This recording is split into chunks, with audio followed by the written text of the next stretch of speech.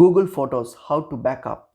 To backup your photos and videos to Google Photos, what you have to do is simply open up your Google Photos. So open up the app and then click on your profile on your top right. Click on it and make sure you are signed in with the Google account where you want your photos or videos to be backed up. So click on it, sign in if you haven't, and then once that's done, you will see this backup option here. So you need to enable it. So click on turn on backup and then hit on turn on backup, and that will enable your backup. So if you click on your profile here again on your top right, you'll see this backup option. So simply select the backup option, and here what you can do, you can use your Wi-Fi or your mobile data to backup. So mostly it will only backup if you're connected to a Wi-Fi.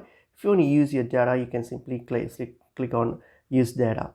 So once that's done, so here you will see you can configure your backup preferences if you want to. So if you scroll back, if you scroll down, you'll see settings. You can here adjust your backup quality. If you want to, you can select which quality your backup want to be. You can just select that, and then make sure that your backup switch here is turned on. So make sure that switch is turned on, turn it on, and that's it. And that's how you backup your media on Google Photos. I hope this video was helpful. I will see you all in another video. Thank you.